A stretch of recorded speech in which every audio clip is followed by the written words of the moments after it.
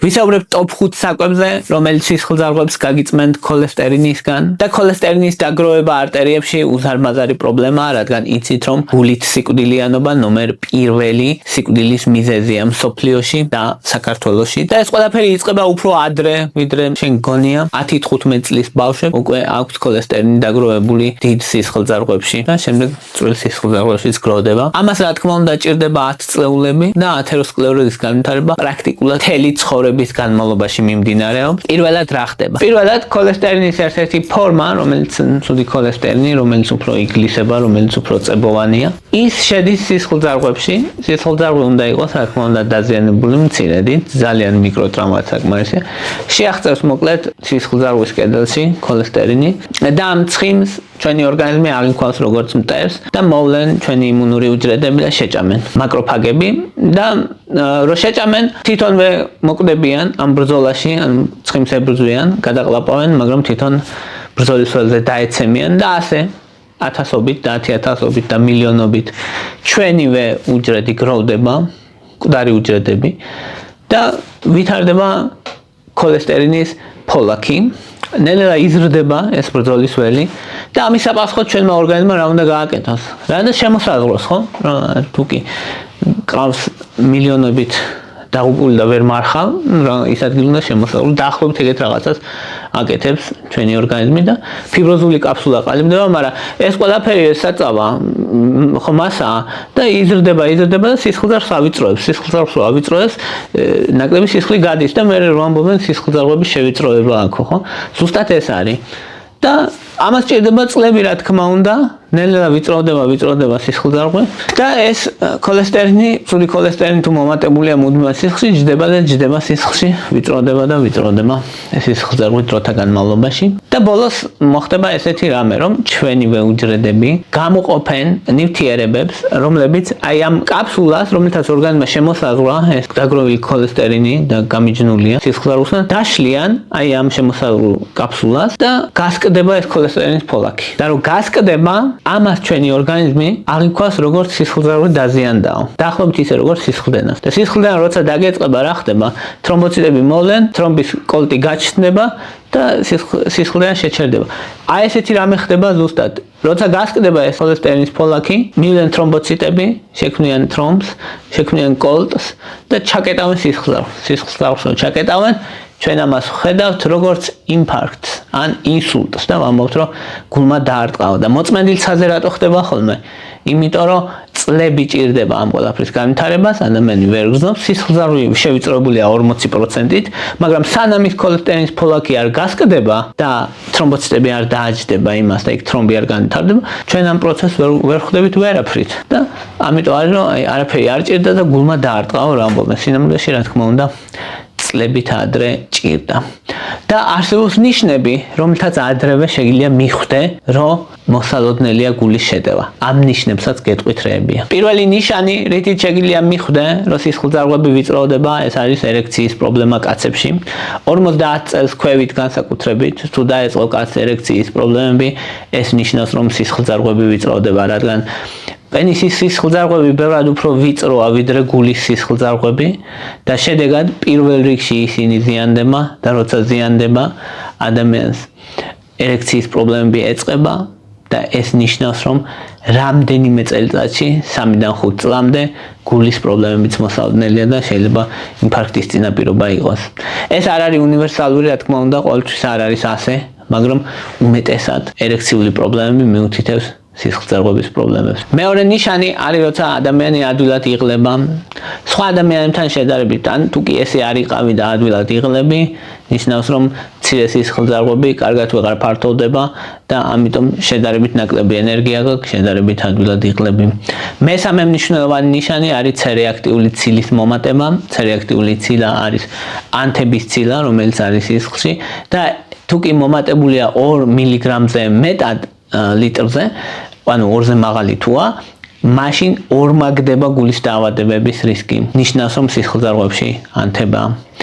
ასევე ძალიან მნიშვნელოვანია, რა თქმა უნდა, ცუდი ქოლესტერინის მომატება, ანუ LDL ქოლესტერინის მომატება. თუ კი LDL ქოლესტერინი მომატებულია 130-ზე მეტი, 130-160 მგ-მდე ადამიანს მნიშვნელოვნად გაზრდილი რისკი აქვს გულის დაავადებების.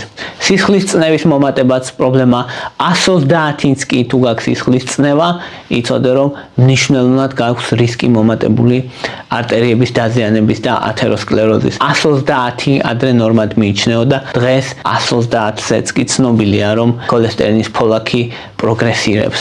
და გლუკოზა თუ აქვს ადამიანს 100 და მეტი მიიჩნევა რომ რისკია, რადგან გლუკოზა, მაღალი გლუკოზა სისხლში აზიანებს ცილებს, აზიანებს სისხლძარღვებს და შედეგად დაზიანებულ სისხლძარღვებზე ვითარდება ეს ქოლესტერინის ფოლაკი. მარტო გულზე არ არის, რა თქმა უნდა, ეს ყველაფერი მთელს ორგანიზმზეა საუბარი, მაგრამ გული ვინაიდან ყველაზე სენსიტიურია და თავის ტვინი, ამიტომ ხდება ხოლმე პრობლემა, თორე ხა ხელში რო რაღაცა მცირე სისხლძარღვის დაზიანება მოხდეს ქოლესტერინით და ჩაიკეტოს მცირე სისხლძარღვი, კატასტროფა როგორც წესი არ არის ხოლმე ის ორგანიზმისთვის, მაგრამ როცა გულში ხდება, ეს დიდი პრობლემაა.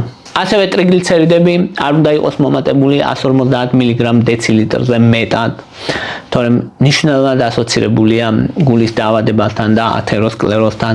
და ამ დროს ჩვენი მიზანი რა არის, რას ვცდილობთ? ყველაზე მთავარი არის რომ ცუდი ქოლესტერინი დაწიო. ეგ არის ყველაზე მთავარი რაც შეგიძლია გააკეთო იმისთვის რომ ადამიანს არ დაემართოს აი ეს სისხლძარღვის ჩაკეტვა და ქოლესტერინის ათეროსკლეროზი და ათეროსკლეროზით ბოლოს დახშობა სისხლძარღვის. რამდენიმე რამის გაკეთება შეგიძლია რა თქმა უნდა, მაგრამ ყველაზე მთავარი რაც არის სისხლის წნევა აკონტროლო, მოწევა შეწყვიტო, ინსულინ რეზისტენტობა გაუმჯობესო და ზოგადად ანთება შეამცირო. და ყველაზე მთავარი ცუდი ქოლესტერინი შეამცირო. სრული რეგრესია ძალიან ძნელია. რო თქვა რომ რაღაც ის ქოლესტერინი ხო 10-15 წლიდან ვითარდება ქოლესტერინის დაგროვება სისხლძარღვებზე და ეგ შევამცირო სრულიად ძალიან ძნელია, მაგრამ თეორიულად შესაძლებელია თუ ცუდ ქოლესტერინს შეინარჩუნებ ძალიან დაბალ დონეზე. თეორიულად შესაძლებელია, მაგრამ პრაქტიკულად მთავარი არის რომ პროგრესია შეაჩერო. ან პროგრესია ძალიან შეანელო. და სანამუშაო საკვებზე გადავიდოდეთ რა უნდა მივიღოთ. ორი მნიშვნელოვანი მითი უნდა განვიხილოთ. პირველი არის რომ ბოლო ხანებში განსაკუთრებით საუბრობენ რომ კალციუმი ცუდია, რადგან კალციუმი თუ სისხლშია, მერე ის გროვდება და კალციფიკაცია ხდება და ეს უნდა შევამციროთ. აქ სიმართლის მარცვალი არის, ნამდვილად ათეროსკლეროზის ერთ-ერთი პროცესის ნაწილი არის კალციუმის დაგროვება სისხლძარღვებში, მაგრამ ეგ არის თვითონ დაავადების პროგრესიის ერთ-ერთი ბოლო სტადია. ანუ როცა ეს ათეროსკლეროზი იზრდება, ბოლოში კალციუმსაც იმატებს. მაგრამ ეს კალციუმი არ არის ის, რითიც დაავადება იწყება. არამედ ეს არის უბრალოდ ბოლო სტადიის მანიშნებელი, მაჩვენებელია. და არა ის, რომ კალციუმი მიიღე შენ და ეს დაგროვდა როგორც ათეროსკლეროზი, ასე არ ხდება. ეს არ არის სიმართლე.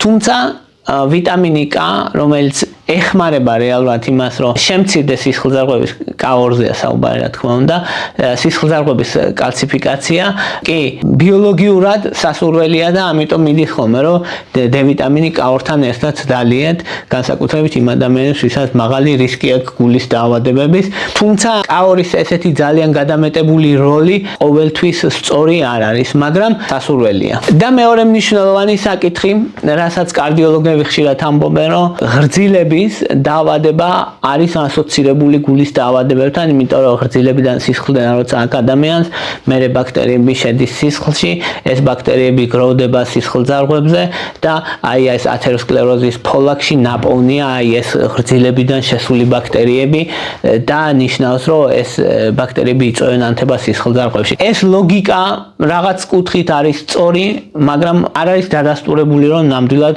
ღრძილებიდან მოდის ეს ყველაფერი, უფრო მეტად მიიჩნევა, რომ ათეროსკლეროზი არის ცხოვრებისეული მეტაბოლური და ანთებითი დაავადება, ვიდრე ის, რომ სისხლძარღვების, ვიდრე ინფექციური დაავადება, მოკლედ. თუმცა აქვს როლი, იმიტომ რომ ღრძილების ჯამრთელობა, ანუ როცა ღრძილები დაავადებულია, დაახლოებით 30-40%-ით მომატებულია გულის დაავადების რისკიც. ანუ კავშირი არსებობს, კორელაცია არსებობს, მაგრამ კაუზაცია იმდენად დიდი არ არის, მაგრამ კავშირი ნამდვილად არსებობს. და პირველი საკვები, რომელიც შეიძლება მიიღო იმისთვის, რომ ქოლესტერინი შეამცირო და სისხლძარღვები გაწმინდო, არის ზეითუნის ზეთი, extra virgin, ოღონდ extra virgin მნიშვნელოვანია, extra virgin olive oil, ესე უნდა ეწეროს. ახლა ეს რას აკეთებს? რამდენიმე მოქმედების მექანიზმი აქვს, მაგრამ ყველაზე მთავარი, რაც ამაზე უნდა დაიმახსოვროთ ზეითუნის ზეთზე, არის რომ ზეითუნის ზეთი ეფექტურია მაშინ თუ შეცვლი მისით სხვა ცხიმებს. ეს არის ყველაზე მთავარი წინადადება, რაც უნდა დაიმახსოვროთ. თორე თუ შენ ჩვეულებრივ მიიღებ კარაქს, ჩვეულებრივ მიიღებ წითელ ხორცს, ცხიმიან ხორცს, სხვა ზეთებს, ნაღებს და მაღალ ცხიმიან ყველს, პალმის ზეთს და ასე სხვა ზეთებს და თან მიიღებ ზეითუნის ზეთს, დიდი შედეგი არ გექნება. ზეითუნის ზეთი მუშაობს მაშინ თუ სხვა ცხიმებს ჩაანაცვლებ. ეს არის ყველაზე მთავარი, რაც უნდა იცოდე. ისედაც მოქმედებს მცირედით, მაგრამ ეფექტი ძალიან მცირე იქნება. თუ სხვა ზეთებსაც და ცხიმებსაც მიიღებ და თან ზეითუნის ზეთს მიიღებ, ეფექტი იქნება მცირე, თუმცა რაღაც ეფექტი იქნება. რას აკეთებს? ცუდი ქოლესტერინის ოქსიდაციას ახდენს. ცუდი ქოლესტერინის ოქსიდაცია არის კიდე მთავარი სიტყვა, რაც ეს ცუდი ქოლესტერინა მიეკრობა სისხლძარღვებს, იქ განიცდის ოქსიდაციას, დაიწვება მოკლედ და ეგ იწვევს მერე ანთებას და ეგ არის მთელი უბედურება და აი მაგას ამცირებს. ეგ მაგითია მნიშვნელოვანი ზეითუნის ზეთი. ასევე ამცირებს ანთებას ორგანიზმში და რეჟიმი, როგორ მივიღოთ, არის 2 სუფრის კოზი დღეში. შესაძლებელია მაშინ მომზადდეს საკვები, ოღონდ ღრმა წვისთვის და ძლიერი შეწვისთვის საკვები არ უნდა გამოიყენოთ, რა თქმა უნდა, თუმცა ზედაპირული შეწვისთვის, ტაფაზე შეწვისთვის ცოტათი შესაძლებელია. ყველაზე კარგია, რა თქმა უნდა, პირდაპირ მიიღო სალათებს მოასხა. ეგ მიიჩნევა საუკეთესო ვარიანტად, თუმცა ნებისმიერ შემთხვევაში სხვა ცხიმების ჩანაცვლება, განსაკუთრებით ცხოველური ცხიმების ჩანაცვლება არის საუკეთესო რამ, რაც შეგიძლია ზეითუნის ზეთით გააკეთო. მეორე და უფრო მნიშვნელოვანი და უფრო ძლიერი არის შვრია. შვრია ამცირებს ცუდ ქოლესტერინს დაახლოებით 10%-ით, რადგან შვრია მდიდარია ბეტა-გლუკანით. ბეტა-გლუკანი ჟელეს მსგავს ფორმირებას ქმნის ნაწლავებში და კუჭით და ნაწლავებშიც. და ეს ჟელე ეკრობა ნაღლის მჟავებს, ნაღლის მჟავები შემდეგ გადააქვს ნაწლავებში და შემდეგ გამოდის გარეთ განავლის სახით და როცა ნაღლის მჟავები იკარგება, ამაზე ღვიძლი რეაგირებს და რას აკეთებს? სისხლიდან მოაქვს ქოლესტერინი, ანუ სისხლს წმენს ქოლესტერინისგან, რომ ახალი ნაღლის მჟავები დაამზადოს, აი ამას უჩალიჩებს, ესე ვთქვათ, ღვიძლს შვრია. ამიტომ ერთ-ერთი საუკეთესოა საჭმელებიდან, ხო, რაც შეიძლება შეჭამოს ადამიანმა ქოლესტერინისთვის და სისხლძარღვების გაწმენდისთვის, ერთ-ერთი საუკეთესო არის შვრია. შვრია ასევე ამცირებს ნახშირწყლების შეწოვას და ინსულინის მგრძნობელობას აუმჯობესებს, გლუკოზის სპაიკებს ამცირებს და ამიტომ მნიშვნელოვანია მოკლედ ინსულინ რეზისტენტობის კუთხითაც. რა თქმა უნდა, საუბარი არაა იმაზე, რომ შვრიაში თუ შაქარს ჩაყრი და ტკბილეულებს ჩაყრი, მაშინ ეგ ჯანსაღი აღარ გამოდის და გლუკოზაზე ეგრე ვეღარ იმოქმედებს. ყველაზე კარგი მიღების რეჟიმი არის 60-დან 80 გრამამდე შვრია. ის რომ მოიხარშება წყალს და ამატებ რაღაცა გადიდდება, რა თქმა უნდა და თავს აავსებს. ზოგი ამბობს და ზოგის მიღების რეჟიმი არის 40-50 გრამი, მაგრამ ეს როგორც წესი არასაკმარისია, იმიტომ რომ იმისთვის რომ საკმარისი რაოდენობით ბეტა-გლუკანი მიიღო, ამისთვის დაახლოებით 60-დან 80 გრამამდე უნდა მიიღო შვრია.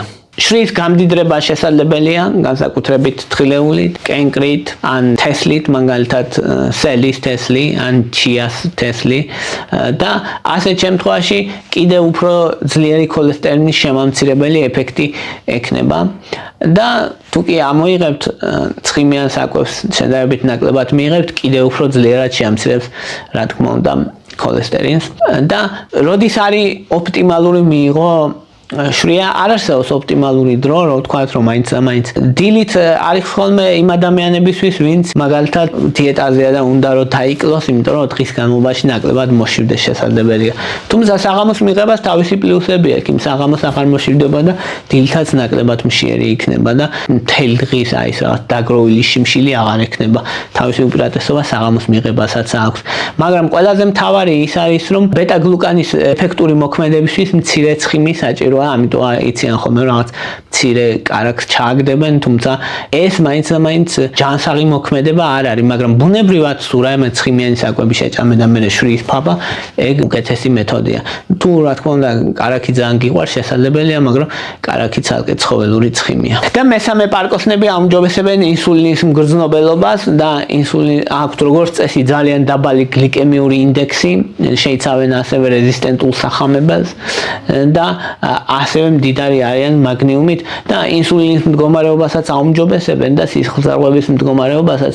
ამიტომ არის რომ ერთ-ერთი საუკეთესოა რაც შეიძლება მიიღო ეს ლობიოსებრი რაც არის ყველაფერი მოკლედ ბარდა და ლენტილი კიდე და ესეთი რაც გავს მოკლედ ყველაფერი კარგია. ხო, გაზებს იწვევს თავიდან პირველი 3 კვირის განმავლობაში განსაკუთრებით თუ რეგულარულად მიიღებ შეეჩვევი შენი ნაწლავური ფლორა გადაეწყობა და შეეჩვევა ჩალბობა რაღაც დონეზე შველის და ასევე რომ ცოტათი უნდა მიიღო ან თავიდანვე 300 გრამს შეჭამ ჯერ შეჭამე 100 გრამი პირველ დღეს პირველ რამდენიმე დღე მერე 200 გრამი და ასე ნელ-ნელა თუ მოუმატებ შენი ორგანიზმი შეეჩვევა მარტივად და მეოთხე საკვები რაც ძალიან მნიშვნელოვანია და ყველაზე ძლიერი პრინციპი რაც კი აი ამ ჩვენს ჩამონათვალში გვხვდება არის ფსილიუმი. ფსილიუმი არის ერთ-ერთი უნივერსალური საკვები ბოჭკოა მოკლედ, რომელიც 10 გრამი უნდა მიიღოს ადამიანმა დღის განმავლობაში და ამცირებს ქოლესტერინის მნიშვნელოვნად.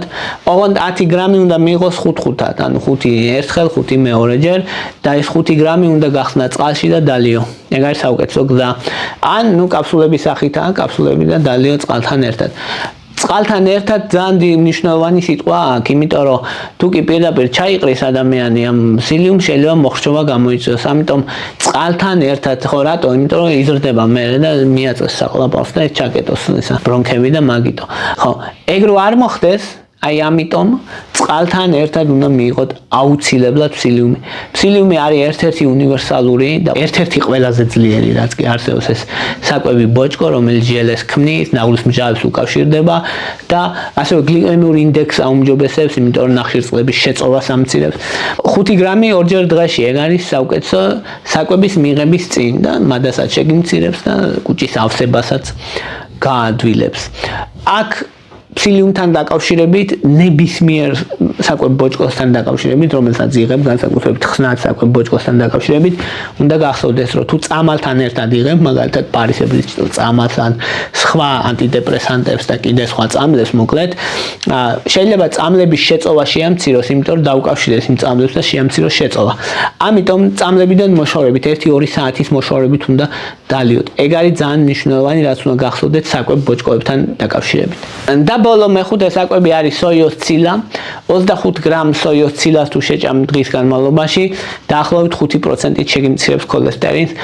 სოიოს ცილა ცოტა ძვირი ყირს, ეგაა პრობლემა, მაგრამ თუ კი ჩაანაცვლებ ცხოველურ ცილებს, ნაკლებ ნაჯერ ცხიმებს მიიღებ, უკეთესი ქოლესტერინის პროფილი გექნება, ასევე იზოფლავონოლებს შეიცავს, რომელიც ენდოთელიუმის ფუნქციას აუმჯობესებს და დაბალი სიმკვრივის ლიპოპროტეინების რეცეპტორების აქტივობას ზრდის ღვიძლში, შედეგად ღვიძლი წმენს სისხლს ცუდი ქოლესტერინისგან, ამითია კარგი. 25 გრამი სოიოს ცილის მიღება დაახლოებით არის 250 გრამი ტოფუ, 600 მილილიტრი სოიოს რძე და ეს ცოტა რა თქმა უნდა ძვირი სიამოვნებაა ესენი, მაგრამ ვისაც საშუალება აქვს და უყვარს სოიოს პროდუქტები, ერთ-ერთი საუკეთესოა და ყურადღებით უნდა იყოთ ფარისებრი ჯირკვლის მედიკამენტს ლევოთიროქსინს თუ იღებთ ასეთ შემთხვევაში, რადგან შეიძლება შეამციროს მისი აბსორბცია, ამიტომ რამდენიმე საათის მოშორებით უნდა მიიღოთ აუცილებლად.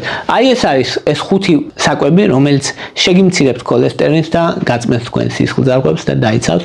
5-ვე მათგანი არის დადასტურებული კვლევებით, რომ ეფექტურია და კითხვის ნიშნები არ არის ეს ეფექტური არის თუ არა, ნამდვილად ეფექტურია, უბრალოდ მათი რეგულარული მიღებაა საჭირო. რა თქმა უნდა, ჯანსაღყვება ერთად. ეს იყო რის თქმაც მინდოდა, მადლობა რომ მისმენდით. თუ მოგწონთ ჩემი ვიდეოები დალაიქეთ, თუ მოგწონთ ჩემი არხი გამოწერეთ. ვისაც არხის მხარდაჭერა გინდათ დონაციებით, შეგიძლიათ დონაციები გააკეთოთ. აღწერაში მაქვს მითითებული ანგარიშის ნომრები. მადლობა რომ მისმენთ და მადლობა რომ გაინტერესებთ.